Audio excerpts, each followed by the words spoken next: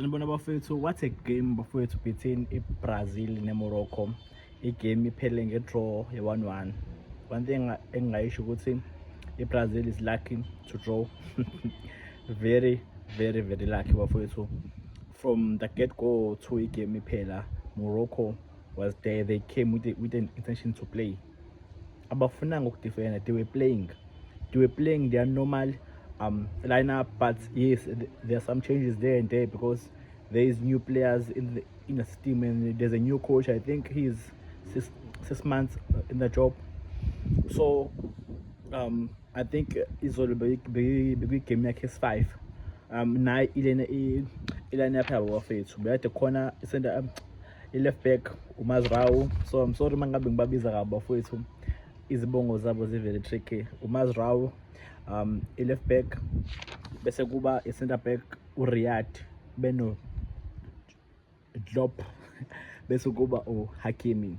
So indlela abade bedlala ngakhona, normally uHakimi will be a wing back, uzopusha high ukwenza ukuthi uDiaz attack in, while epusha high kuzoba khona iback 3 esele. uMazrao wasn't overlapping, but to maybe invert cover space ngaphakathi, so that uzopusha a number going forward. Siya kumidfield bafethu number 24. I know what he plays like more like a number 6, but a box to box. He covers the distance mangabe uHakimi ehambile, and futhi uyazi ukuthi is good kuma whenever besafarisha counter attack uyakwazi cover for a defense. Is very good. Bese adlale no Baudi number 6 bafowethu lo onenele enkulu. Ngicela ukukhuluma kancane ngaye. Uneminyaka ewu18, udlalela iLos Colil, edlala eFrance uLigue 1. He was born in France but recently changed to play for Morocco. Ngizwile ngathi Arsenal is bidding on him ukuthi bafuna ukumthenga, so watch us for him bafowethu. He's a next star. What a box to box. He understands the thing of box to box, and I want ngengambona ezolanda ibhola, and then ibhola before lifike washaya izandla because ubebonga ukuthi ipass itholile. He plays under pressure so well, confidence but first passing forward, yo. And then bese kube khona number 8 uOnai. Remember ukuthi Onai wayelimele kwi-AFCON, he's back bafowethu. He's doing the things. He plays more like yena udila kakhulu with going forward, upress ibhola ukuya phambili. Now bafowethu, then ifront yabo ibino number 23 udlala ka left uCanoas, bese right uDiaz, bese kuba uSalibari number 11. Remember ukuthi uSalibari is not a striker, he plays more like a number 10, but bemenza a false 9. And then uDiaz bedlala more like a free role.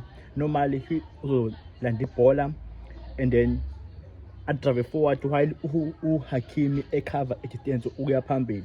He will cut in ngaphakathi, take a shot noma adlala ipass noma adlala ama-1-2 because it's good ngokudlala ama-1-2s. And khona futhi egamini ukumbona chaser going forward. So bafethu bane understanding top yena beno Hakimi.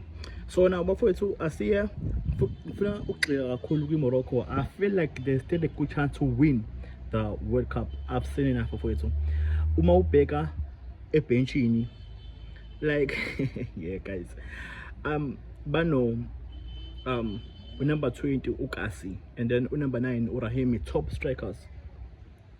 Coach was very aware ukuthi udlala eBrazil, but he made a tactical change. Not to say we are parking the bus. He's saying I want more players, more number 10s, because I want to control the game, and he did it so well. After Uvin got a goal first half, but they still continued to play. So Brazil bidlala no Ibanez, uMarquinhos, uMagalhaes, bese kuba uSantos as ama left back. I feel like bebengenayo plan yokuphuma kuma press, especially going forward. And I think like ama midfielders abo between Casemiro and Bruno, they lacked energy. In that way, they couldn't find Rafinha, Paqueta, Junior benothi yakho. So i-team yabo was more scattered. Remember ukuthi uNeymar can't play manje. He is expected to be fit uma ngabe sekuphela ama-group stages. So I don't think it's Brazil will go far in this World Cup. I think they won't make it far to ama quarterfinals or even ama semi-finals.